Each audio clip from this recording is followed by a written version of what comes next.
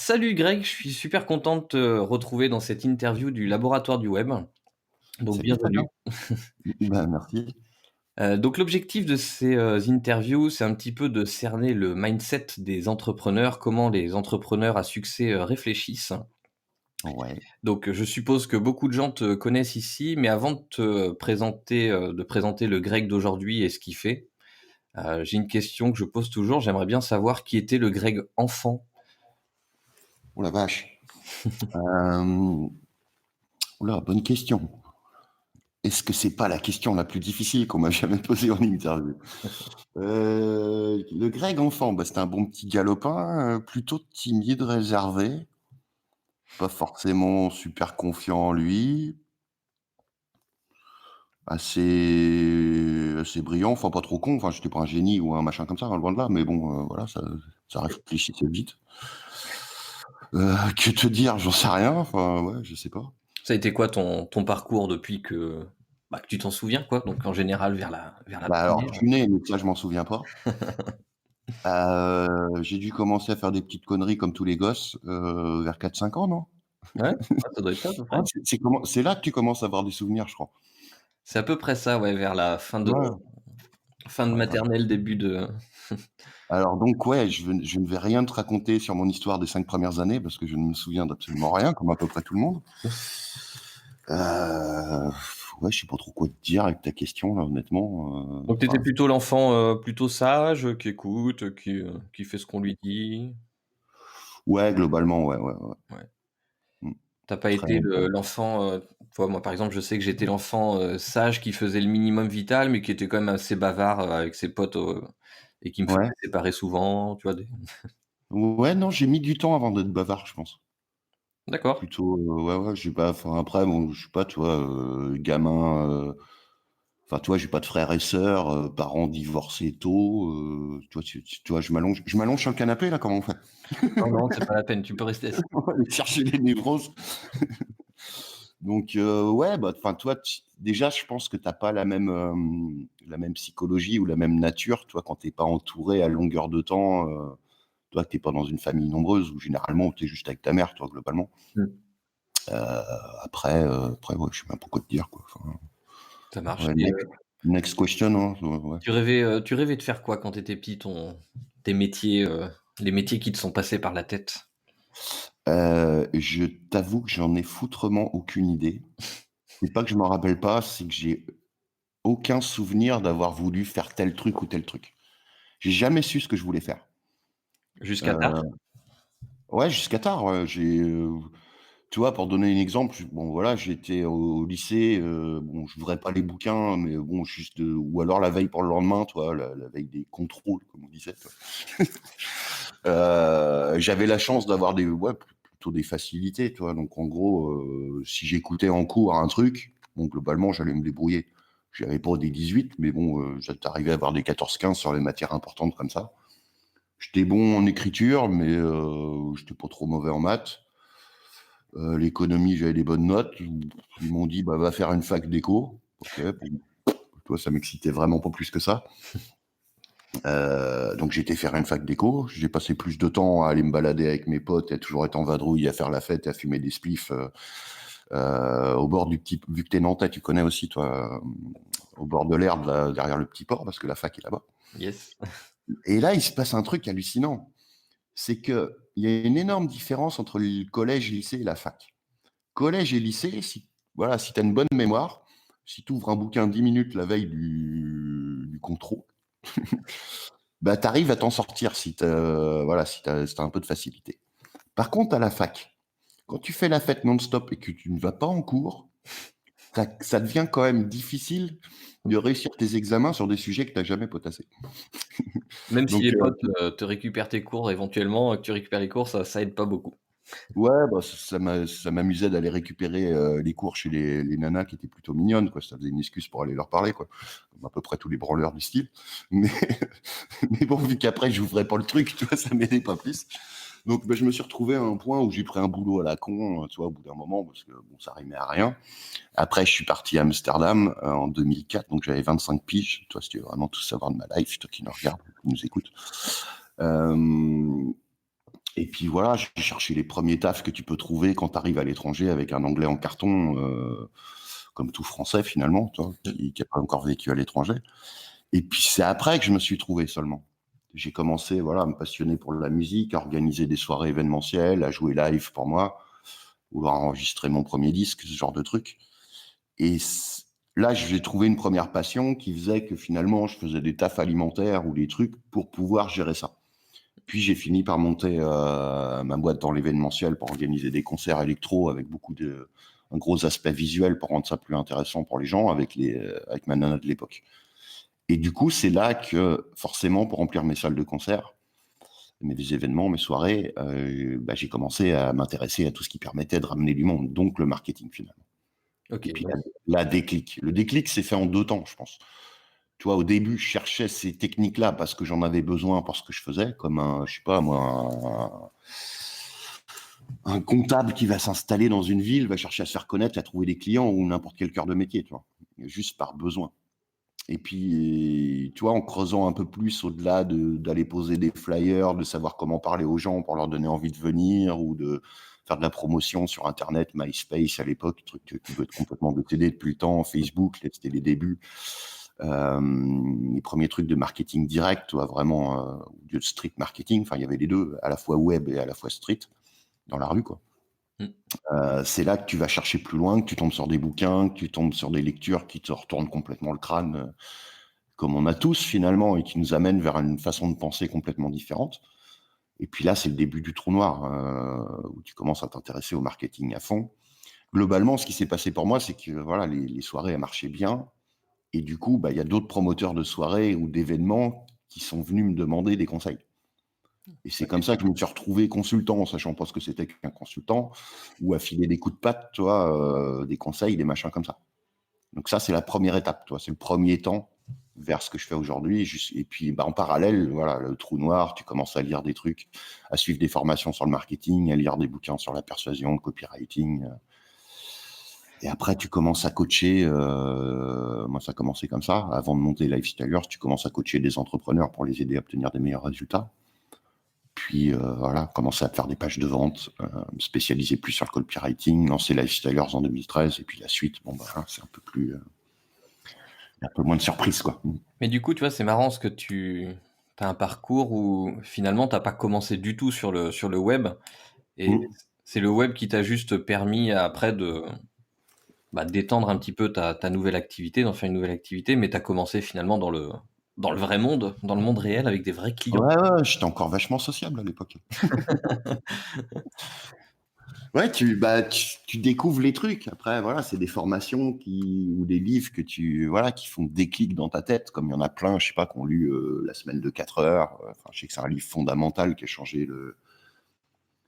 a incité énormément de gens à réfléchir à des solutions pour travailler en se détachant du lieu géographique, Mmh. du statut salarié ou du nombre d'heures que tu passes pour gagner du blé, tout ce genre de trucs, quoi. Tu te rappelles toi des premières sources, premières, ressources que tu as lues, que tu as vues, qui t'ont lancé dans ce monde-là, de la persuasion et tout ça? Euh, je saurais plus dans quel sens sont arrivées les choses. Je sais que la semaine de 4 heures, j'ai un souvenir de ça. Alors que toi, ça faisait déjà un moment que je sais plus quand, je crois que ça devait être en 2009 ou 2010 que je le lis. J'habitais à Prague à l'époque. Et j'ai le souvenir, toi, d'être sur le parquet de mon appart à Prague et de me faire 3 cafés et de lire le livre d'une traite, toi. Tu vois, en mode ultra excité, tremblotant. Celui-là m'avait mis une nouvelle claque. Toi, je commençais déjà à chercher des trucs sur comment mieux accompagner les gens qui me demandaient de l'aide par rapport aux soirées à l'époque. Je n'étais pas encore mode web, mais le switch s'est fait vite après. Donc celui-là, ouais, a fait une révélation, comme beaucoup de gens, j'imagine. Après, les vrais claques, c'est les livres de marketing direct des légendes du marketing et plus particulièrement des copywriters. Toi, quand tu découvres du Gary Albert, du John Carlton, du Schwartz, du Ogilvy, du ce que tu veux, quoi. Et tu penses que l'anglais, ça t'a ouvert à plus rapidement à toutes ces ressources? Ah oui, enfin, pour moi, ne pas parler anglais quand tu veux bosser sur le web, c'est une forme d'illettrisme. OK. Rien ne montre ça. Rien de moins que ça. Je le vois quand, tu vois, moi, je sais pas, je vais peut-être coacher 250 entrepreneurs comme toi, c'est le cas de le dire, comme toi, Fabien, pour le coup, au fil des années. Voilà, il y a des personnes, tu te rends compte, qui mettent beaucoup plus de temps à tilter certains concepts et donc à obtenir des résultats, à appliquer les trucs et à avoir des résultats concrets avec, parce qu'ils n'ont pas le mode de pensée marketing, ni la culture marketing, que tu acquiers finalement vite en lisant quelques bouquins. Et Mmh. le problème, c'est qu'en francophone, il y a tellement peu de choses en proportion. Enfin, voilà, les meilleurs ouvrages, les meilleures références. Au niveau des formations, je trouve que c'est de moins en moins le cas. Tu as vraiment, alors il faut bien se choisir, mais tu commences à avoir des formations, tu as quelques formateurs dans le lot en francophonie qui font vraiment des trucs qui n'ont pas forcément grand-chose à envier aux ricains.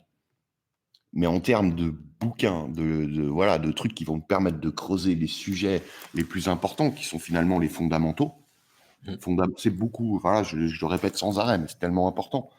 Les fondamentaux, vaut mieux lire 10 fois un livre sur les fondamentaux, vaut mieux passer 10 heures à bosser les fondamentaux que 100 heures sur les petites techniques, quoi. Parce que les fondamentaux, c'est ce qui te permet de tout faire et de mieux comprendre ce que tu fais, quoi. Puis si je dis pas de bêtises, les bibles que tu as vaguement évoquées, tu les as déjà lues plusieurs, dizaines de fois?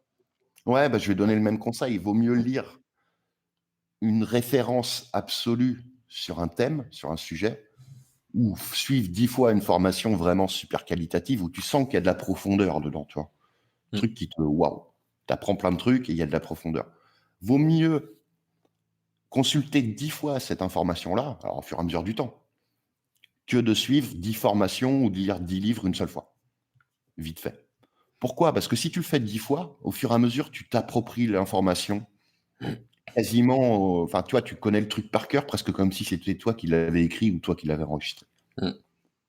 Et du coup, voilà, je sais pas, c'est comme quelqu'un qui va faire un exercice tous les jours pour du sport. Toi, je sais que tu es à fond dans le sport. Ou pour écrire un mail tous les jours, comme je fais moi, et que je recommande de faire pour des résultats extrêmes. C'est comme un muscle, tout ça. Ouais, ouais, c'est la Le différence cerveau. entre, comprendre, intégrer et assimiler, se l'approprier. Voilà, exactement. Bah, c'est un mail que j'ai écrit là il y a pas longtemps et je faisais le parallèle avec la musique, parce que je donne des cours de musique depuis que je suis ado Mmh. et je parlais justement de la répétition, répétition, pas répéter, de manière non intelligente, mais tu vois, de répéter en voulant vraiment, s'améliorer à chaque fois. Mmh. Et justement, je faisais le parallèle avec un livre. Il vaut mieux prendre un livre et te le lire 10 fois, faire les exercices qu'on te recommande, plutôt que de dire ah ouais, c'est super sympa, ça c'est génial. Et puis 3 semaines après, t'es déjà à un autre livre, t'as complètement oublié le truc et voilà, t'en as pas fait, t'en as rien C'est fait du tout. exactement ça. On n'est pas attiré naturellement par la répétition. C'est pas Ouais. sexe pour un rond de faire les mêmes choses encore et encore et encore. Mais c'est ce qui permet d'obtenir des résultats extrêmes. Que ça soit sur le côté apprentissage, comme sur le côté devenir excellent avec la pratique.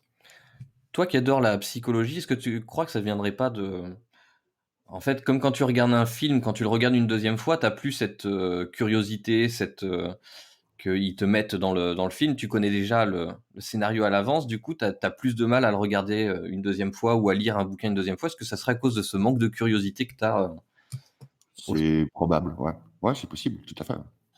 Je t'avoue que la raison psychologique, à la limite, on s'en fout.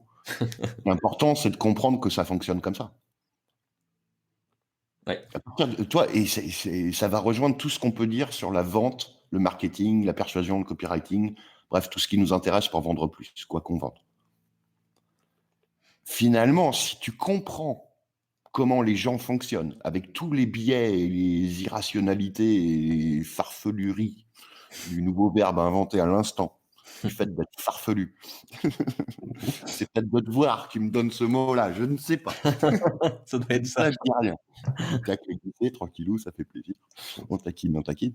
Mais ouais, à partir du moment où tu connais tout ça, où tu comprends, t'admets qu'on a tous nos biais et que l'être humain fonctionne comme ça. Et que c'est comme ça depuis la nuit des temps et que c'est pas prêt de changer. À la limite, que tu piges la raison profonde du truc ou pas, peu importe. Ce qui est important, c'est que tu le prennes en compte, soit à ton propre niveau, pour dépasser, tes limites, être capable de faire des meilleurs trucs. Parce que tu sais comment tu fonctionnes. Tu te rends compte que tu peux tricher avec ta psychologie ou que tu dois tricher avec ta psychologie pour passer, des caps.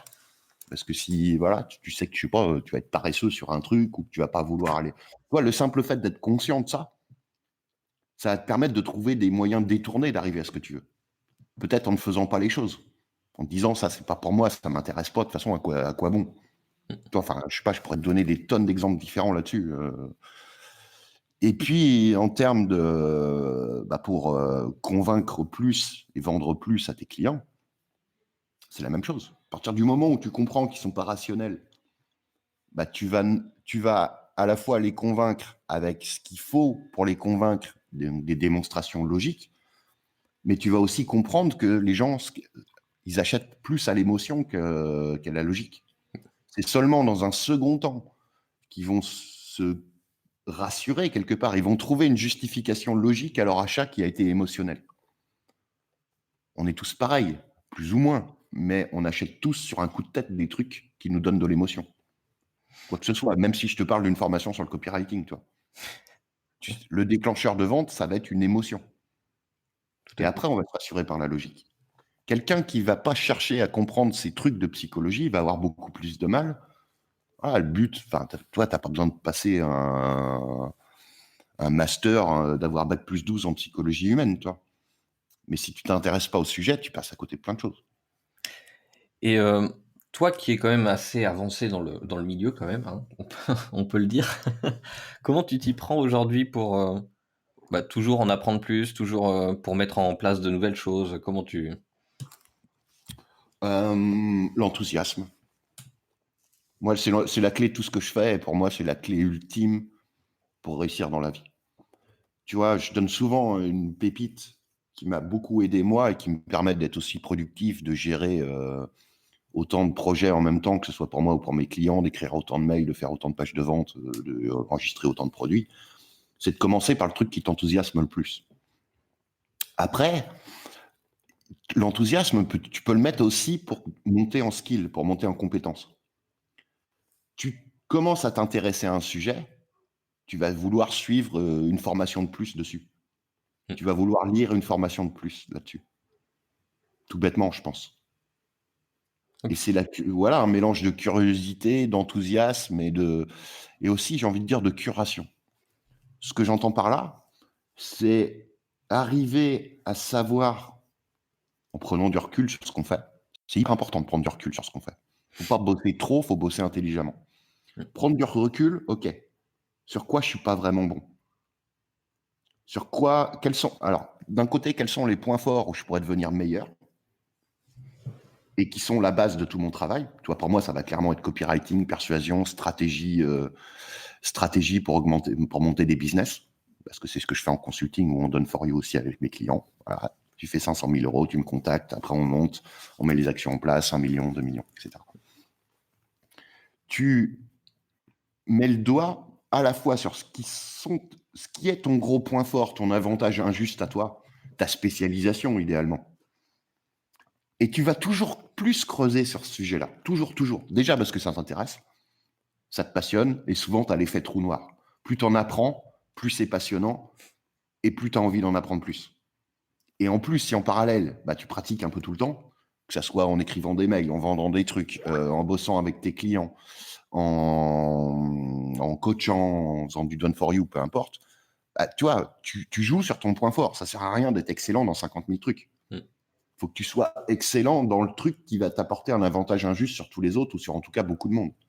Jusque ce que tu sois perçu comme peut-être le meilleur dans ton domaine ou l'un des tout meilleurs, en tout cas suffisamment bon pour pouvoir facturer des tarifs élevés et convaincre suffisamment de clients pour avoir tout ce que tu veux. Et au-delà de ça, être suffisamment honnête sur soi-même, sur ce qui te manque pour passer les paliers supérieurs, y compris sur les trucs qui te font peur. Généralement, c'est un excellent conseil en coaching. La meilleure chose à faire, c'est toujours la chose dont on sait qu'il faudrait qu'on fasse, mais qui nous fait peur. Donc ça, voilà, c'est une parenthèse. OK. Et puis après, tu as aussi les moments où tu vas t'intéresser à un thème spécifique, justement à l'enthousiasme. Je sais pas, peut-être que tu vas te rendre compte que tu as besoin de travailler ton mindset parce que tu as des croyances limitantes qui t'empêchent de passer. Toi, ça fait peut-être un moment que tu es entrepreneur et que tu stagnes à un certain niveau de revenu. Pourtant, toutes les techniques, tu les connais. Donc, enfin, voilà, peut-être que tu les travailles pas assez, que tu les appliques pas assez, ou que tu prends pas assez de recul sur ta stratégie, ou que tu fais pas certaines choses comme il faut. Mais globalement, tu les connais. Donc, du coup, là, peut-être que c'est vers le mindset qu'il faut que tu t'intéresses, que tu te penches, auquel tu t'intéresses. Ce qui fait des phrases plus français au bout du compte, quand tu mets les mots dans ton ordre. Je pense qu'on a C'est compris, cool. on a Voilà. compris le sens. Et je tenais à faire ce point, cette précision très importante. Et du coup, ça tombe bien, ça fait une belle transition, sur Ah, toi. Quel est, tout justement était calculé. tout était calculé, évidemment, tout est prévu à l'avance. Quel est toi, selon toi, ton plus gros défaut, blocage, ce qui t'empêche, Hmm. enfin ouais, c'est ça. Ouais, c'est une bonne question, ça encore. L'interview des questions à la con. Plus gros blocage, plus gros Bah, défaut. comme tu fais beaucoup d'interviews, il faut des fois un peu te challenger, quoi, Ouais, comme ouais, tu ouais, non, mais ouais, vous êtes en forme tous en ce moment. Là. 2-3 interviews de suite avec au moins une question où je suis là. Oh, bah, des défauts, j'en ai plein. Après, je fais en sorte qu'ils aient aucun rapport avec mon taf. ouais. Ou alors, je triche justement avec ma psychologie pour aller au-delà de ça. Par exemple, je suis quelqu'un de très impatient. Mmh. Donc, il faut que je travaille un peu sur moi-même par rapport à obtenir certains résultats. Tu vois. Mais là, où ça m'énerve de faire toujours les mêmes choses. Tu vois, j'ai vraiment, enfin, comme beaucoup d'indépendants, je pense, hein, j'ai vraiment du mal avec la routine et les trucs comme ça. Ouais. Donc, il y a un gros travail à faire sur ce que tu décides de ne pas faire. Le type de client avec qui tu veux pas travailler, les sujets dont tu ne veux pas parler, le rythme auquel tu reparles de certains sujets, parler uniquement de ce qui te fascine et ce qui te passionne sur le moment, justement pour t'y mettre plus facilement, tout en faisant quelque chose de beaucoup plus qualitatif, parce que tu l'as en tête, le truc, finalement. C'est le truc qui te passionne sur le genre, ces jours-ci. Et peut-être que c'est quelque chose qui, a priori, n'a pas de rapport direct avec ta thématique, ou ce qui peut intéresser tes clients. Mais si tu réfléchis, il y a peut-être moyen, d'une manière ou d'une autre, de faire le lien. Et de sortir un petit peu de ce que tu produis normalement pour profiter d'une période où tu es peut-être un peu moins intéressé par ton sujet de base et quand même faire quelque chose qui va cartonner, finalement. Mmh. À partir du moment où tu trouves après des défauts, enfin, ouais, j'en ai boîte mille, hein, mais je suis pas, voilà, aussi, ouais, non, le plus gros, si le plus gros, j'ai oublié, c'est que je suis pas perfectionniste pour un rond. C'est bizarre, C'est ça un se voit gros, pas, hein. bah, n'importe qui me suit un minimum le sait, quoi. Ouais, Au mais départ, tu peux te dire, c'est un gros problème quand tu es formateur, encore plus quand tu fais du done for you pour tes clients, donc en gros des gens dont tu te charges de tout le marketing. Ce qui va m'exciter, c'est la stratégie et la mise en place de la stratégie, la mise en œuvre, toi, rédiger les mailings, la page de vente. Mais pas au point d'y passer des plombes et des plombes et des plombes et des plombes. On revient toujours à un des trucs que je répète sans arrêt et qui m'a le plus inspiré, c'est cette phrase de Dan Kennedy: Money is attracted by speed. yes. Perfectionnisme, c'est à la limite, toi, que ça soit mon défaut, ça tombe bien parce que c'est la pire des choses qu'on puisse avoir quand on bosse sur le web, d'être perfectionniste. Non, puis ce qui est bien, c'est que toi, t'en as fait tu l'as utilisé, comme tu dis, tu as agité le squelette, enfin, t'en as fait aussi ta marque de fabrique, c'est ton branding, enfin, tu vois ce que je veux dire, c'est Ouais, bah après, ça n'empêche pas. Je pense que mes trucs apportent des résultats aux gens. Quand je vois les retours des gens, tu vois, finalement, c'est pas un souci du tout, quoi. À oui, partir du oui. moment où les gens sont prêts à appliquer. Mais effectivement, tu as un défaut, tu essayes de voir comment. C'est exactement comme pour vendre un produit. Tu pars du défaut et tu te demandes comment tu peux le transformer en avantage. Mmh. Quand tu fais ça pour vendre un produit, ça te rend bien plus crédible parce que tu vas dire que ton produit n'est pas parfait, il n'est pas pour tout le monde, il a tel problème. Je sais pas, c'est une formation, elle dure que 47 minutes. Tu vois, plutôt que d'essayer de cacher le truc, que ta formation, elle est hyper courte alors que tu vas quand même la vendre 300 balles, toi. Tu dis, alors attends, c'est un truc, ça ne dure que 47 minutes. Alors c'est surtout pas pour toi si tu es quelqu'un qui juge la valeur d'une information en fonction du nombre de minutes ou toi qui achètes de l'information au kilo. En revanche, si tu as tel problème, blablabla, si ce que tu veux, c'est ça, blablabla, alors voici ce que tu vas découvrir. Et là, tu les convaincs derrière avec des arguments, de l'émotion et tout. Et finalement, ton offre, elle apparaît beaucoup plus crédible aux yeux des gens, Mmh. parce que tu avoues le défaut. Et puis derrière, ça t'empêche pas de les convaincre. Et tu le transformes en avantage. Vu que ça dure que 47 minutes, ça va pas te prendre longtemps. D'ici 47 minutes, tu connaîtras déjà le système. D'ici ce soir, tu auras déjà écrit toute ta stratégie sur papier. Demain, tu vas pouvoir faire la première action concrète et avoir tes premiers résultats la semaine prochaine. Et à terme, l'objectif, c'est que tu arrives à qui est l'objectif global de l'offre que tu fais, ta promesse globale. C'est une excellente stratégie. Je trouve que de plus en plus, donc forcément le marché de l'infoprenariat devient quand même assez, saturé. Enfin, en tout cas, il y a beaucoup de monde Hum. et les gens en ont marre de plus en plus de, juste d'acheter des formations comme ça impersonnelles. De plus en plus, ils mettent en avant le côté humain. Ils aiment, je pense, la transparence et ça, je pense, Ouais, c'est un très bon moyen de paraître transparent aux yeux des gens. Les gens, ils se disent: ouais. «Ah bah tiens, il a rien à cacher et voilà, il me dit les choses telles qu'elles sont et je sais ce que». Ça rejoint le principe du NSM. Alors NSM, c'est pas nique sa maman, c'est le niveau de sophistication d'un marché. C'est-à-dire, en gros, plus il y a de monde, plus il y a de promesses, plus il y a de trucs en vente sur une thématique donnée, plus les gens sont sceptiques. Et plus il va falloir sortir des nouveaux mécanismes pour sortir du lot. Plus il va falloir prouver, Mmh. plus il va falloir argumenter, plus il va falloir être bon globalement. Tu peux vendre finalement un truc qui résout toujours le même problème qu'ont les gens, mais si tu n'amènes pas quelque chose de nouveau sur la table, la nouvelle façon de faire truc, ça marche parce que ça utilise tel mécanisme. Et tu prouves que ton mécanisme, il marche et que ça fasse sens qu'il marche, par exemple. Mais pour rejoindre ce que tu disais, effectivement, moi, je suis de plus en plus partisan du marketing de la transparence. Toi, d'être absolument honnête. Ça va pas t'aider si tu es dans tel cas. Ça va pas t'aider si à ce stade, tu n'as pas déjà tel prérequis. C'est pas pour toi si. Les gens vont, du coup, naturellement, beaucoup plus te faire confiance. Ça n'empêche pas, toi, de vraiment mettre en avant ton produit, de montrer qu'il peut aider à atteindre des résultats exceptionnels, à résoudre le problème que les gens ont plus facilement, plus rapidement, ou de façon plus efficace, ou de façon moins chiante. Mais ils vont reconnaître dans la façon dont tu présentes les choses, voilà, enfin, ils vont voir, voilà, tu vas être plus crédible, plus convaincant, tout simplement parce que tu cherches pas à pitcher ton truc et montrer qu'il va être pour tout le monde et qu'il va fonctionner pour tout le monde. Et tu vas justement vouloir tourner le truc spécifiquement pour montrer aux gens à qui tu veux vraiment le vendre que eux, ça va vraiment les aider. Donc tu peux faire de la répulsion, du marketing négatif sur tous les types de profils ou de personnes que ça va pas aider, stratégiquement, Ouais. pour que finalement tu laisses juste la fenêtre de tir pour que les personnes que tu vises vraiment, à qui tu cherches vraiment à vendre ton truc, ils se disent: «Ah ouais, bon ça c'est pas pour tel type de personne, bon ça tombe bien, je suis pas comme ça, c'est pas ah ouais ça OK, ça c'est pas toc toc. Ah ouais, mais moi je suis pile dans le cas. Donc pour moi ça va vraiment m'aider». Bon, grosso merdo, hein, je te schématise là. Oui, oui, bon, on va pas c'est compliqué de résumer, des années de de recherche en psychologie et tout ça, mais on Mmh, voit bien le mmh. c'est un excellent conseil. Et puis sinon, c'est pas une interview, c'est une formation. C'est vrai. Est-ce que tu sais le Oui, le mec arrogant, tu sais. ouais, je sais déjà. Ouais, Tu m'emmerdes. Est-ce que tu sais pourquoi tu fais tout ça dans la vie? Pourquoi? À quoi ça te sert? Bah, à part accumuler du blé, à plus savoir quoi en foutre, honnêtement, je pourrais te dire que je suis ravi d'aider les gens et de transformer leur vie, Mmh, ce qui est pas complètement faux.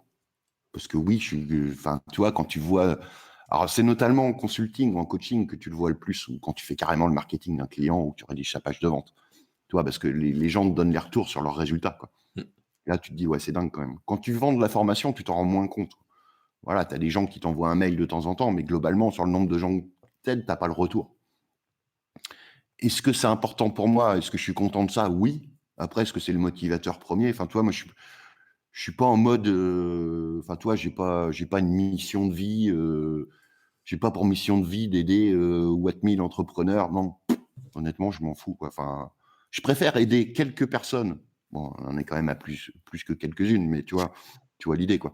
Je préfère aider les personnes que je sais que je peux aider et qui sont aussi surtout prêts à faire ce qu'il faut Pour pour être aidé. obtenir des résultats de manière et les aider de manière massive et de faire une grosse transformation avec eux et de bosser finalement sur la durée avec toujours plus ou moins les mêmes clients.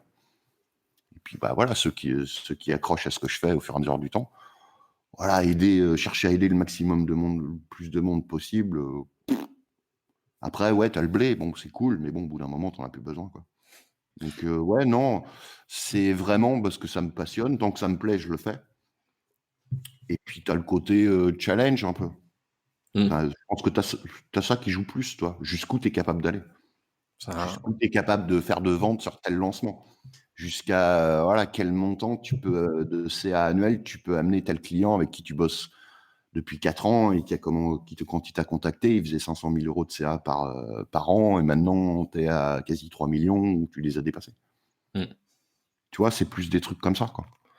Et après, c'est plus en fonction des thèmes et des techniques ou des principes que je vais partager, que je trouve vraiment intéressants et que je me dis: «Il faut vraiment que je les mette en face des yeux des gens parce que ça va vraiment les aider». Mais je ne veux pas chercher pour autant, à les pitcher au plus grand monde et à faire en sorte qu'il y ait, si je cherchais, à aider le plus de monde possible, je ferais absolument pas ce que je fais sur Lifestylers. Alors des fois, les gens me disent: «Ah ouais, mais attends, moi je suis débutant, mais tes trucs vont pas m'aider». Je suis pas d'accord avec ça parce qu'il est jamais trop tôt pour être en face de principes qui fonctionnent, qui se basent sur la psychologie, sur l'esprit humain, sur la vente. Enfin, voilà, mais quel que soit le domaine, être exposé rapidement à des concepts avancés, ça te fait progresser plus vite. Mais si vraiment je voulais impacter, parce que c'était ma mission de vie, le maximum de gens, pour prendre juste la partie lifestylers de mon activité, ou si je cherchais à exploser tous les records de vente, bah, je ferais comme tous les forts marketeurs, les gens qui font que vendre des formations. C'est-à-dire que je vendrais des produits moins chers sur les thèmes grand public que veulent tout le monde, quoi. À quand un séminaire de Greg Lagrange organisé par Greg? Bah, je vais te donner un scoop, de ouf, pas demain. Déjà, j'ai accepté de venir à un séminaire, qu'organise une cliente, que tu connais aussi, Gwendoline Meyer, à Oui. Toulouse, là, fin février, début mars. Voilà, mais parce que, il va y avoir des clients, puis ça me fait plaisir de lui donner un coup de patte, donc je vais y aller, quoi. Mmh. Après, je sais même pas si je vais aller parler sur scène, à mon avis, ce sera de l'impro. Mais ouais, les événements, bon, c'est pas trop mon truc. Donc finalement, le pourquoi tu fais tout ça, c'est un mélange entre, bah, ça sert à ton côté de liberté, de vouloir faire ce que tu veux, un petit peu comme tu veux, et Ouais. puis il y a le côté challenge, quoi. Tant que tu en apprends plus sur la psychologie, tant que tu arrives à à obtenir des résultats avec ça et en fait, ça te passionne, donc du coup, tu restes dedans. Ouais, tu es sur un domaine qui t'intéresse à fond et tu te rends compte que plus tu t'y intéresses, plus tu aides les gens, plus ils ont des résultats et plus tu obtiens des résultats toi-même. Donc du coup, tu as pas de mal à te forcer à t'y intéresser plus parce que de toute façon, c'est un truc, voilà, c'est un trou noir, tu as toujours des trucs à découvrir ou auxquels tu peux penser différemment pour mieux aider les gens et leur permettre d'obtenir plus de résultats. Puis après, la partie business, pognon, c'est plus un jeu, Mmh. où les euros sont des points, quoi. Les dollars pour la partie, parce que j'ai une partie en dollars de mon activité avec un site. Mais, mais ouais. Donc du coup, aujourd'hui, t'as pas encore de scoop pour nous dire, tu pas une date de sortie, genre: «Bon allez, j'arrête tout, je plaque tout», le Non, bah, on s'en rapproche forcément chaque jour qui passe. Voilà, je m'étais mis des objectifs financiers, en me disant, voilà, à partir du moment où je les ai atteints, j'ai plus jamais à travailler un seul jour de ma vie. Donc ça fait un moment déjà voilà, qui sont atteints. À partir de là, c'est tant que ça t'excite, tant que ça t'intéresse, tant que ça te passionne, d'une part, tu continues. Possible que je réduise à un moment mes activités et que je fasse plus que quelques-uns, sur tous les projets que je gère, c'est possible que j'en arrête quelques-uns. mmh. Soit j'arrêterai Lifestylers, soit j'arrêterai, tout le done for you que je fais pour un client, ou les 2, ou je ferai plus ceci ou je ferai plus cela. Et puis je continuerai, tant que ça m'intéresse, mais en mode plus light, en bossant moins. Ou d'un coup, j'arrêterai du jour au lendemain parce que je suis comme ça. Enfin, Puisque voilà, tous les gros changements que j'ai faits dans ma vie, ça a toujours été fait du jour au lendemain. Donc, si tu trouves un nouveau challenge, un nouveau défi, un nouveau, le truc, en fait, il est vachement là. mmh, C'est que tant que tu ne sais pas, voilà, il y a plein de trucs qui m'intéressent et je suis persuadé que je prends ma retraite là tout de suite, là maintenant, je coupe l'interview, salut, bye bye, tu te démerdes avec la fin. On reste Ta encore un peu. dernière question restera sans réponse, tu vois. Je suis sûr que je m'ennuierai pas de mes journées, toi. Il y a tellement de trucs que tu peux faire. Mais tant que tu n'as pas un gros why ou un gros truc qui te passionne ou un nouveau projet ou un mode de vie que tu veux expérimenter et que le truc t'excite à fond, tu te dis, bah, quoi bon arrêter un truc de toute façon qui te plaît déjà et dans lequel tu es heureux, quoi, que tu aimes faire. Ouais. Donc, à mon avis, le switch, il se fera à ce moment-là, quand j'aurai ce truc pour l'après, quoi. Ça sera la surprise pour Ouais, ceux ouais. qui suivent. Mm, mm. Donc, je m'excuse par avance pour le jour où ça va arriver, s'il y en a qui sont un peu trop accros. Je le dis maintenant parce que quand j'arrêterai, je ne le dirai pas. Ah oui, tu J'aurais déjà t'arrêtes arrêté. pas. Point. Bah, quand on n'aura plus de nouvelles, Voilà. l'avantage, c'est comme tu écris tous les jours, si à un moment Oui, donné, vous le saurez globalement assez vite, ouais. voilà, si on n'a pas de Si nouvelles tu pendant une écris pas, semaine, c'est si tu mauvais n'en as signe. pas écrit, si tu pas de mes news pendant 3-4 jours, c'est que le loustic, a priori, il va pas bien, quoi, tu vois. Ouais, que la raison, elle soit volontaire ou non volontaire, elle est là, quoi. Mm, mm, mm. Quand tu dois lancer un nouveau projet, comme tu as fait par exemple pour le domaine du jardinage, Mm. comment tu t'y prends pour construire un nouveau projet? C'est quoi, toi, tes étapes? Est-ce que c'est je crée mon site internet, je fais ma stratégie Facebook? Je pars toujours du désir client, Ouais. du problème, forcément. Mettre le doigt sur tous connaissance de son marché, du client idéal. Mettre le doigt sur ce que veulent les gens, pourquoi ils n'ont pas résolu le problème ou atteint ce qu'ils veulent, quelle est la psychologie derrière ça, ce qu'ils voient, ce qu'ils ressentent, enfin voilà, tout ce qui donne le GPS derrière, j'appelle ça le GPS. C'est-à-dire tout ce qui va te dire derrière exactement quoi leur vendre, comment, quels mots utiliser, sur quelles émotions jouer, sur quel bouton émotionnel jouer, à quel prix vendre le truc, enfin Et tout tout ça, part. tu le trouves comment tout ça? Comment tu fais tes Ça recherches? va vraiment, vraiment, vraiment dépendre des fois. Ok. Sur des thématiques que je maîtrise déjà, ça va être beaucoup plus instinctif. Toi, quand tu es au stade où ça fait, je sais pas, 7-8 ans que tu vends des formations marketing, la recherche de marché, tu n'as plus vraiment besoin de la faire. Ou c'est plutôt que la recherche de marché et une meilleure connaissance de ton client idéal, c'est un work in progress. Mm. Moi, je recommande à tout le monde de voir ça comme un work in progress. Il y a un énorme boulot à faire au début pour obtenir des résultats et pas partir à l'envers et vendre des trucs finalement dont les gens ne veulent pas, qui vont pas vraiment leur parler. Mais après, tu continues un peu tout le temps. Tu vas, Ouais. voilà, en discutant avec tes clients idéaux, en lisant des trucs sur eux, en lisant des trucs qu'ils ont écrits quelque part, il y a des trucs auxquels tu vas penser et tu notes tout, soit dans ta tête, soit sur document, sur papier. Euh, Quand j'ai monté mon site sur le jardinage, en fait, c'était un exemple un peu différent. C'est parce que je suis parti de mon propre problème. Mm. Je m'étais installé dans une maison en Bretagne où il y avait absolument rien de planté. Et du coup, je me suis un peu intéressé à ce que j'aurais pu mettre, tu vois. Et puis, j'ai découvert les jardins japonais. Ça m'a fasciné. J'ai trouvé ça trop beau. Et donc, j'ai cherché de l'information de partout sur comment je pouvais créer un jardin japonais. Et tu as des bouquins, des machins, mais tu n'as pas vraiment de trucs étape par étape, quoi. Et globalement, j'ai fait aussi énormément de recherches sur comment créer un beau jardin de A à Z, avec en évitant toutes les frustrations possibles.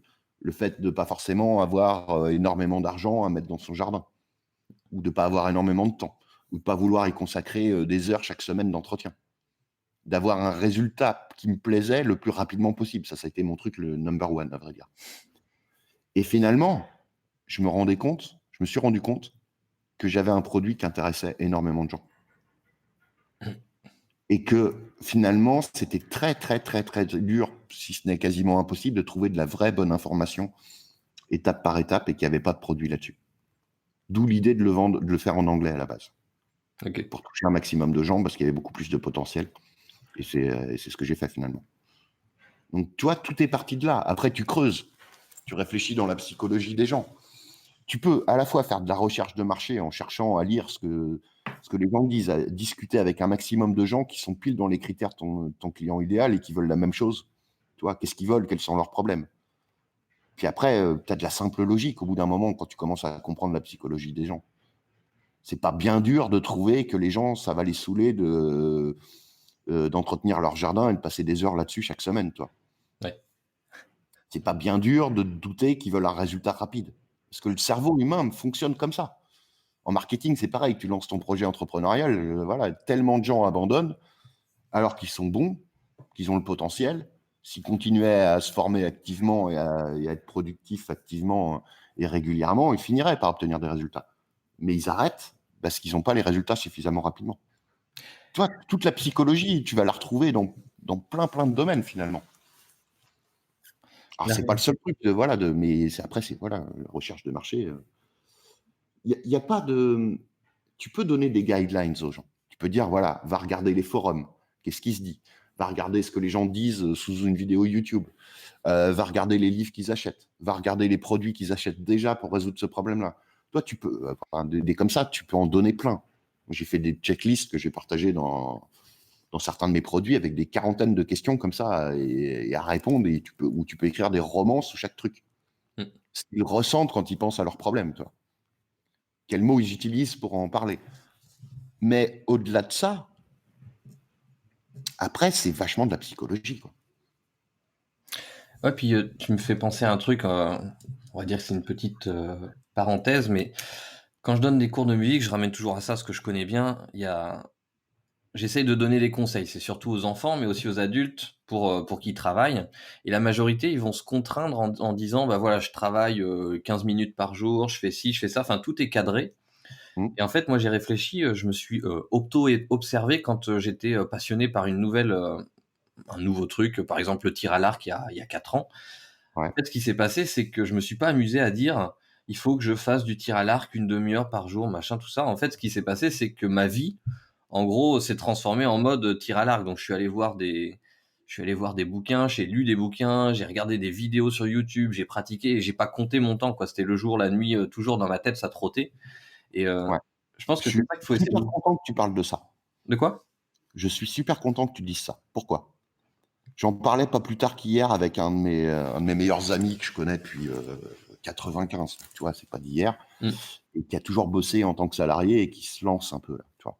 Il va chercher à trouver des clients sur le web en freelance pour les compétences qu'il a et globalement apprendre, voilà, c'est même pas moi qui l'ai, toi qui l'ai poussé. Et à force de me fréquenter, toi, il commence à s'intéresser à la persuasion, au copywriting et à piger qu'il y a des trucs intéressants à faire là-dedans et que ça peut être la compétence la plus rentable qu'il apprendra toute sa vie forcément. Et ben, je lui expliquais exactement la même chose. C'est-à-dire que la pire des choses à faire, c'est de voir ses journées en me disant, voilà, il faut que je fasse 2 heures à me former sur tel sujet. Il faut que je fasse une demi-heure à bosser sur telle tâche. Ça fonctionne pas comme ça. Parce que tu te retrouves en mode, faut se forcer finalement. Mmh. Non, si à un moment, tu es à fond sur tel sujet, comme tu disais, toi, le tir à l'arc, tu es tombé le nez dedans, bah, dévore tout ce que tu veux dessus. Tu vas devenir excellent 10 fois plus vite et 10 fois plus facilement, justement, parce que ton cerveau, il est à fond dessus. Ça te passionne en ce moment. Alors, le tir à l'arc, ça va peut-être pas t'aider en termes de business, mais c'est exactement la même chose sur n'importe quel truc, n'importe quelle compétence que tu as besoin de creuser sur le business ou n'importe quel type d'action que tu peux faire. Mmh.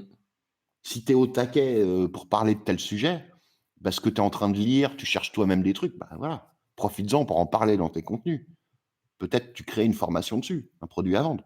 Parce que voilà, tu es dans une phase où pendant 3 semaines ou 3 mois, tu es à bloc là-dessus. À quoi bon essayer de se forcer à dire ouais, il faut que je parle de tel sujet, alors que tu as un truc sur lequel tu es en train de. Enfin, tu es naturellement passionné et dont tu t'intéresses à fond de ces temps-ci. Je pense qu'on va noter cette pépite pour, les gens doivent noter cette pépite dans l'interview. Travailler à l'enthousiasme, comme tu dis. Ouais, ouais, bah, c'est le conseil que je donne tout le temps, mais qu'est-ce que ça a changé ma vie? Moi, des fois, il y a des gens qui me demandent, ils me disent: «Mais Greg, comment tu fais pour gérer le marketing de tes clients, pour accompagner autant d'entrepreneurs en consulting, coaching, écrire un mail par jour et ça pour chacun des business sur lesquels tu bosses, pour faire ceci, cela, quoi». Bah, le secret, il est là, quoi. Mmh. Enthousiasme. Enthousiasme plus utiliser les systèmes les plus simples possibles. Plus ton système est simple, moins tu as d'actions à faire pour que ça marche. Donc, pas hésiter à virer tout ce qui ne te plaît pas, ce qui n'est pas essentiel, ce qui ne rapporte pas, ce qui ne compte pas vraiment, qui n'a pas vraiment d'impact. Bah, en fait, tu arrives à tenir le truc sans même t'en rendre compte, quoi. Parce que tu as juste une petite action sur chaque chose à faire chaque jour, quoi. C'est 80-20, quoi. Ah, ouais, poussé à l'extrême, 99-1. Et du coup, après l'étude de marché, Mm. c'est quoi, toi, les étapes suivantes? Tu vas te poser, tu vas réfléchir. Activité hautement sous-estimée dans la vie. Te poser et réfléchir, te poser des questions pour faire ressortir le plus important. Quel est le problème le plus douloureux? Qu'est-ce qu'ils veulent plus que tout? Qu'est-ce qui fait que jusqu'à aujourd'hui, ils n'ont pas obtenu le résultat qu'ils veulent? Qu'est-ce que je peux comment je peux quel mécanisme, quel système, quelle méthode leur donner, enfin leur vendre, hein, pour Mère Teresa, tant qu'à faire, leur vendre pour qu'ils obtiennent le plus facilement possible ce qu'ils veulent. De quoi je dois leur parler pour les convaincre? Tu prends beaucoup de recul et tu commences à prendre des notes autour de ça. Et tu te rends compte que tout est en train de s'articuler à ce stade. Tu commences à savoir ce que tu vas mettre étape par étape dans ton produit, ou ton accompagnement, si tu vends un accompagnement, ou enfin peu importe ce que tu vends. Tu vas commencer à avoir donc la trame du truc. Tu vas commencer à savoir quels sont les problèmes dont il faut que tu leur parles. Tu vas savoir pourquoi ils n'ont pas eu le résultat ou ce qu'ils voulaient jusqu'à aujourd'hui, les fameuses fausses solutions. Tu vas pouvoir réfléchir à des exemples pour mieux illustrer ce que tu dis. Tu commences à être au clair sur la méthode que tu vas leur donner pour qu'ils y arrivent enfin, ou qu'ils y arrivent rapidement. Donc, du coup, bah, tu vas chercher des choses qui vont leur prouver que ça marche. Des exemples, des études, des stats, des preuves d'une manière ou d'une autre. Après, tu vas commencer à réfléchir à voilà, comment tu vas leur en parler pour qu'ils aient envie de... Voilà, pour qu'ils soient convaincus. Donc, ça va commencer à te donner des idées de mail, des idées de bout d'argumentaire à mettre, soit dans ta page de vente, soit dans ta vidéo de vente, soit dans le script de ton webinaire, ou peu importe, le système que tu utilises. Toi, tous les points sont en train de se mettre en place et après, tu n'as plus qu'à les relier presque. C'est comme écrire le sommaire d'un livre et puis après, tu n'as plus qu'à remplir les blancs. Exactement. Sauf qu'avant d'écrire ton bouquin, si tu veux qu'il soit passionnant, ton bouquin, il va falloir que tu réfléchisses énormément à ton histoire.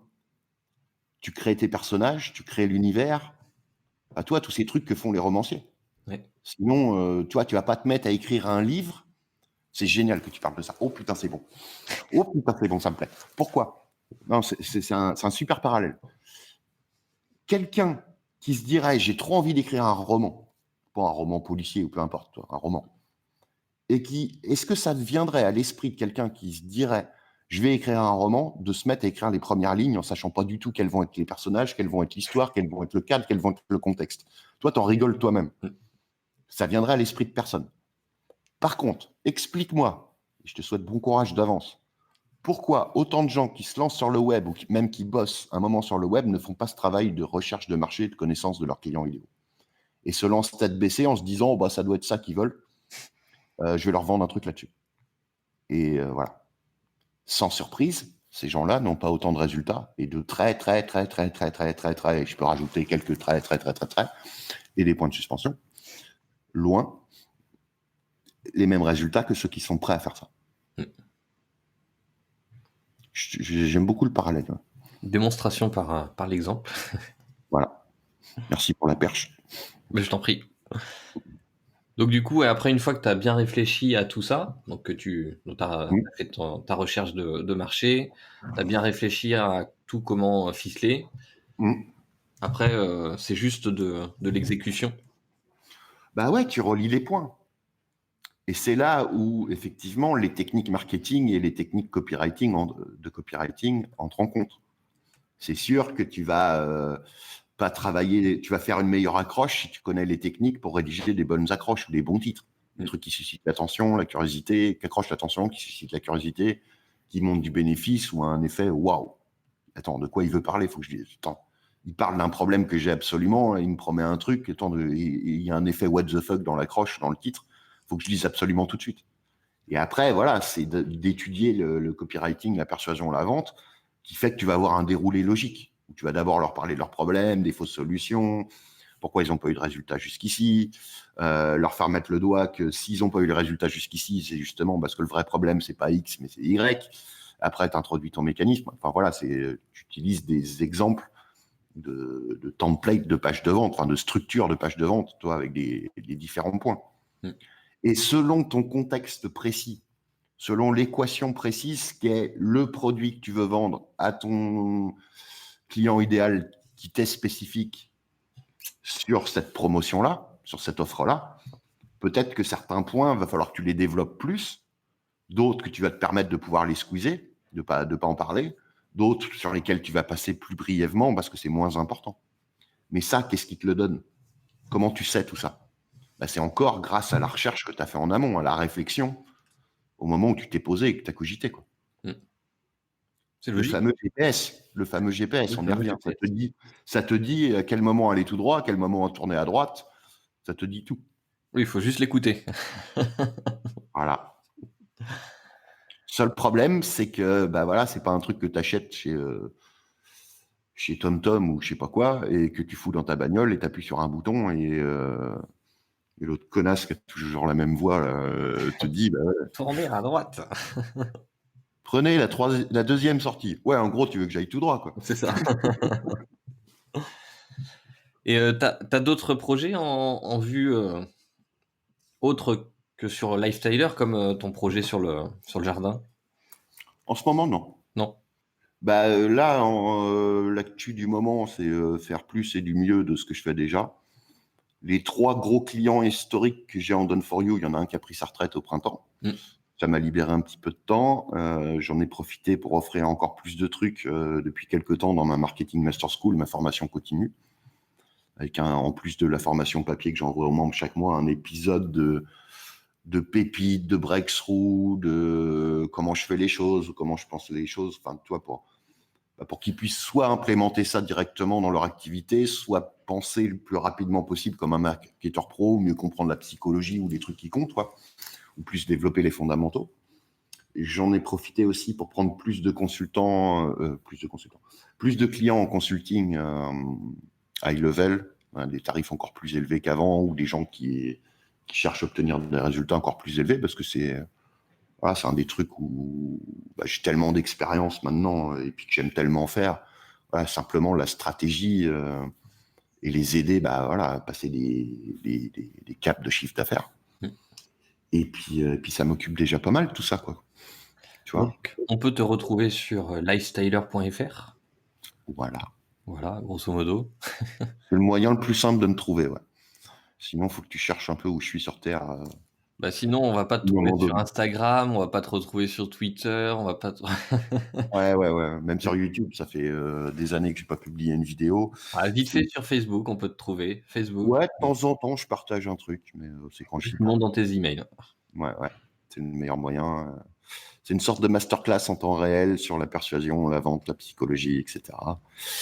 Et puis, donc un mail par jour quasiment. Enfin, un mail par jour tout le temps, sauf les week-ends des fois, sauf s'il y a un lancement. Sauf s'il y a un lancement ou des choses comme ça. Et puis, comme il se doit, je vais te vendre quelque chose à la fin de chaque email. mais déjà, rien que de voir la façon dont je m'y prends, ça peut bien t'aider, je pense. Merci beaucoup. Je vais te poser une dernière question pour terminer. J'espère que tu es prêt. Je te l'accorde. C'est gentil. Si tu pouvais avoir un super pouvoir, ça serait lequel? J'ai l'impression de déjà en avoir un avec la vente et le copywriting. Donc, si je pouvais en avoir un autre, je pense que je prendrais la possibilité de revenir dans le passé. D'accord. Ouais. C'est génial, ça. J'avoue. Tu reviens dans le passé plus jeune avec tout ce que tu sais aujourd'hui. Du coup, ça foutrait le bordel dans le continuum d'espace-temps, mais... Oui, tu me demandes un super pouvoir. Tu m'as pas demandé un super pouvoir qui foutrait pas le bordel dans le continuum. C'est vrai. Ok, on va rester sur ce pouvoir. Parfait. Voilà. Merci beaucoup. Avec grand plaisir. Et puis, à une prochaine. Ciao. Salut Fabien.